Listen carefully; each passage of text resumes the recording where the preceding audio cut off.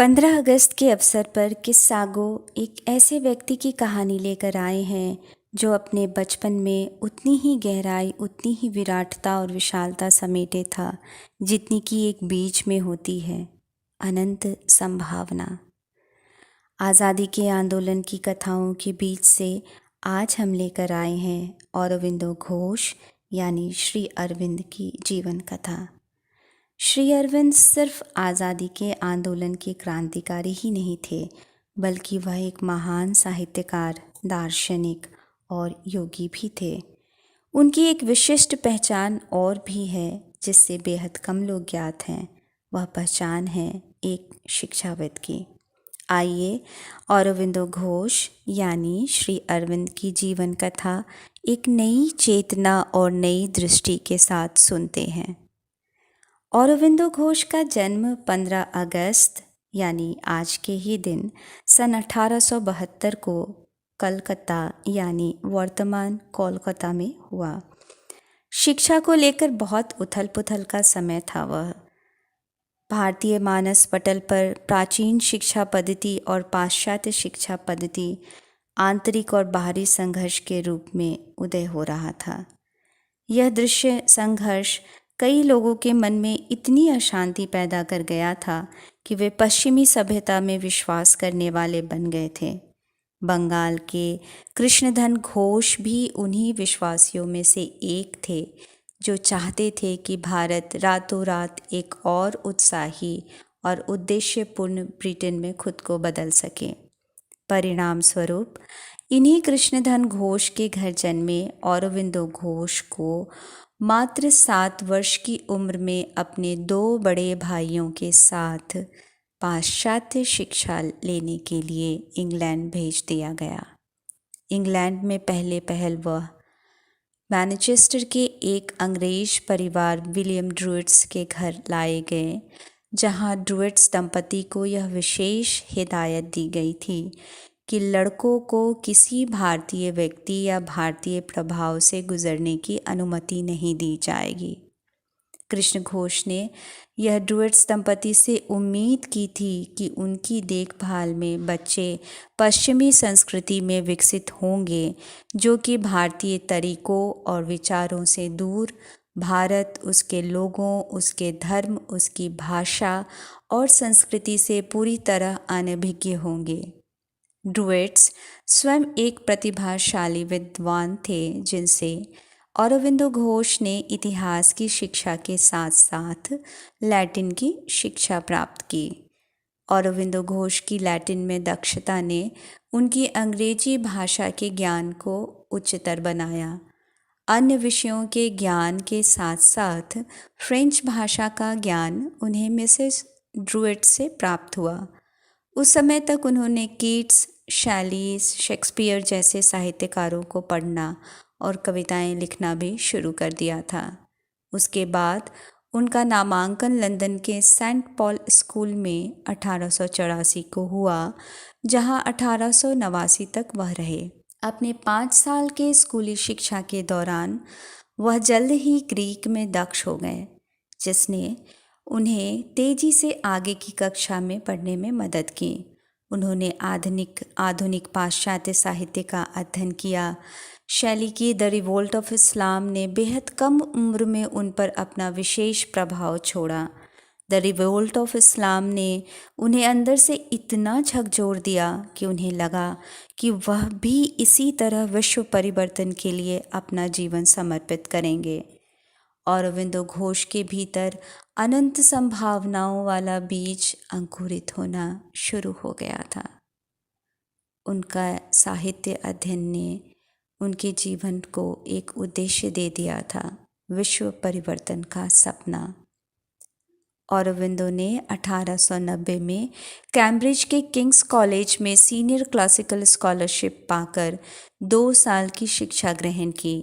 14 वर्ष वह पूरी तरह से भारत और भारतीय संस्कृति से दूर रहे। 1893 में उन्हें बड़ौदा सर्विस में नियुक्ति मिली। इंग्लैंड छोड़ वह भारत आ गए। अगर हम श्री अरविंद की 14 साल की पश्चिमी शिक्षा के तुरंत बाद का जीवन देखें तो वे बड़ौदा सेवा में थे। पहले राजस्व विभाग में और महाराजा के सचिवालय में काम किया। बाद में अंग्रेजी के प्रोफेसर के रूप में और अंत में बड़ौदा कॉलेज के उप प्राचार्य के रूप में। उनकी जीवनी और लेखन से यह ज्ञात होता है कि बड़ौदा में गुजारे वर्ष साहित्य साधना व आत्म संस्कृति के वर्ष थे। यहीं उन्होंने संस्कृत सीखने के साथ साथ कई आधुनिक भारतीय भाषाएं सीखी। उन्होंने भारतीय सभ्यता की भावना एवं अतीत और वर्तमान के रूपों को आत्मसात किया। इस अवधि के अंतिम वर्षों का एक बड़ा हिस्सा मौन राजनीतिक गतिविधियों में छुट्टी पर बिताया गया, क्योंकि उन्हें बड़ौदा में उनके पद से सार्वजनिक कार्रवाई करने से वंचित कर दिया गया था। 1950 में बंगाल के विभाजन के खिलाफ आंदोलन के विद्रोह और उभार ने उन्हें बड़ौदा सेवा को छोड़ने और राजनीतिक आंदोलन में खुलकर शामिल होने का अवसर दिया। इंग्लैंड से आने के बाद श्री अरविंद ने पाया कि अंग्रेज़ों द्वारा प्रचारित भारतीय और भारतीय संस्कृति की हीनता का बोध भारत के पढ़े लिखे तबकों में विशेष रूप से घर कर गया है। इसी बोध और हीनता के निवारण के लिए उन्होंने भारतीय कला, साहित्य और संस्कृति का अध्ययन किया और the foundation of Indian culture नाम की पुस्तक लिखी। इस पुस्तक को पढ़ते हुए इस पुस्तक के संदर्भ का आप ही भान हो जाता है।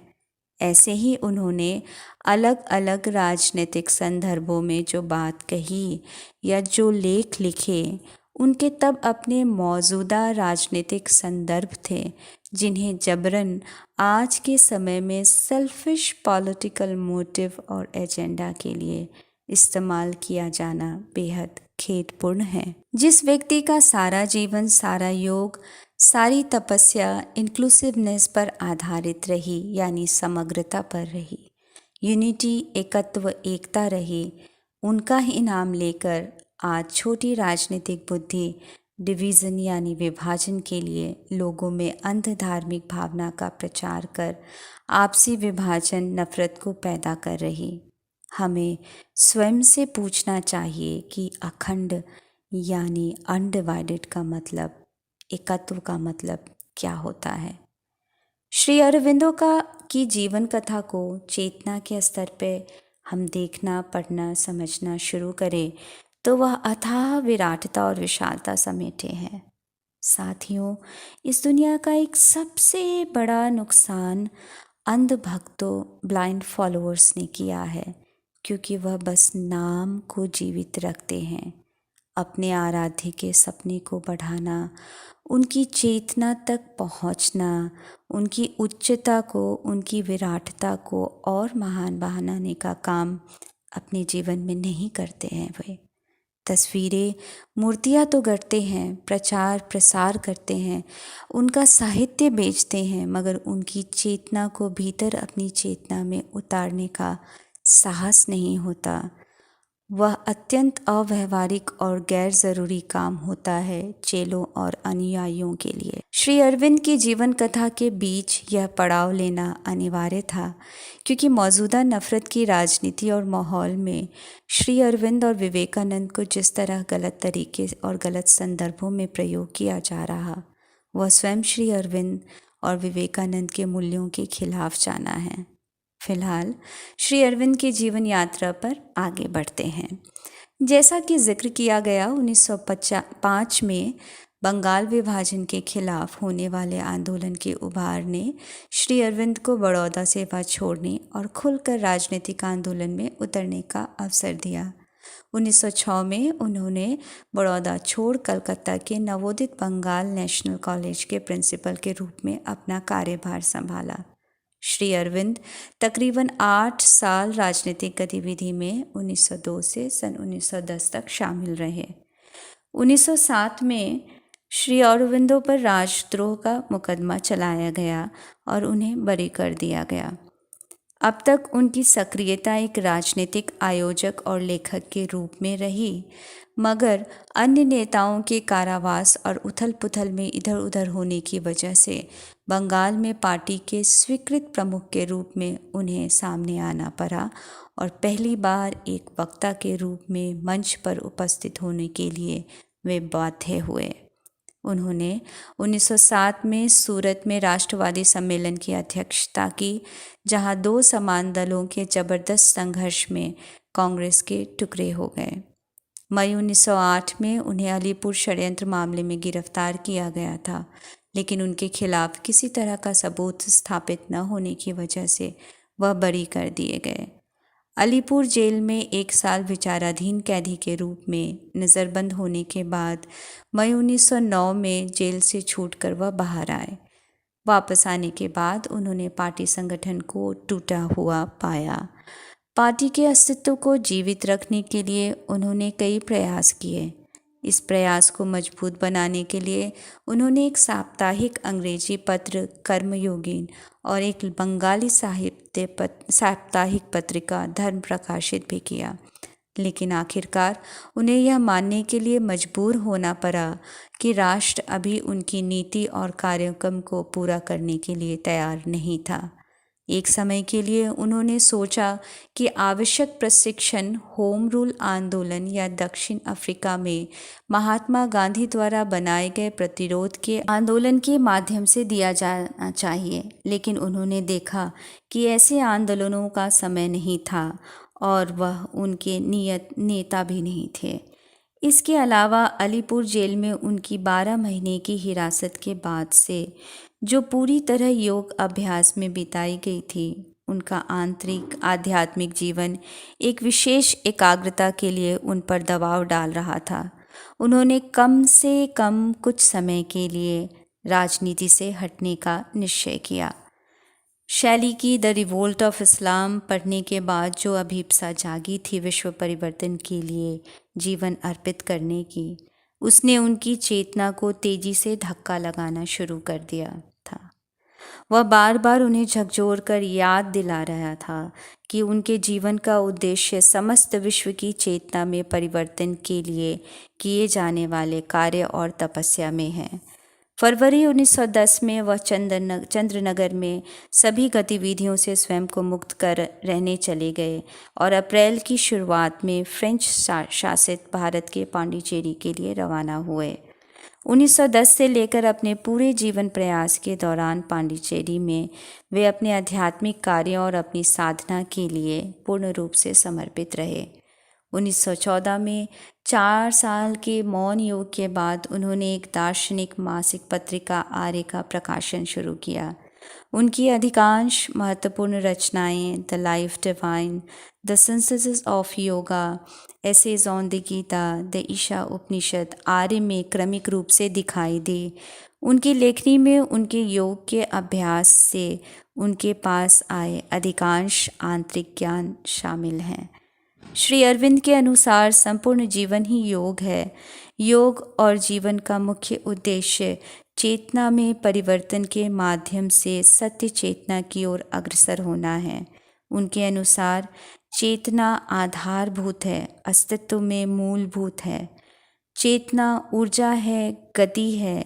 चेतना की गति ही विश्व और ब्रह्मांड का निर्माण करती है।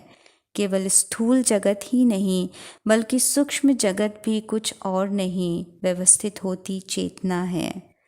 चेतना के रूपांतरण के माध्यम से दिव्य जीवन की स्थापना उनका सपना था, जिसके लिए उन्होंने भारत से यह आशा की थी कि वह इसका अगुवा बन सकेगा, क्योंकि भारत ही एक ऐसा देश है जहां सर्वधर्म समभाव की स्थापना की संभावना है।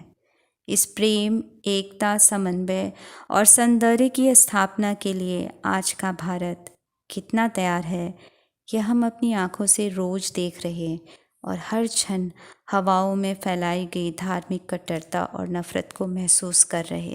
काश हम फॉरवर्डेड मैसेज गूगल और व्हाट्सएप यूनिवर्सिटी के बाहर भी कुछ देखने, समझने और इस नफरत के शोर में अपने अंतस की आवाज़ सुनने का साहस रखते, तो आज श्री अरविंदो और विवेकानंद सरीखे लोगों की जीवन तपस्या नफरत फैलाने वाले रिलीजियस फंडामेंटलिस्ट के हाथों में न होती। आइए आज़ादी के 75वें वर्षगांठ और श्री अरविंद की 150वीं जयंती के अवसर पर हम एकत्व, प्रेम, समन्वय और सौंदर्य की स्थापना के लिए अपनी चेतना को उस ओर मोड़ने का प्रयास करें। किस्सा गो सलाम करता है श्री अरविंदो घोष के महान क्रांतिकारी योग को, उनकी साधना, उनके साहित्यिक योगदान को और उनकी उपस्थिति को जो उच्चतम चेतना के रूप में आज भी हमारे बीच विद्यमान है।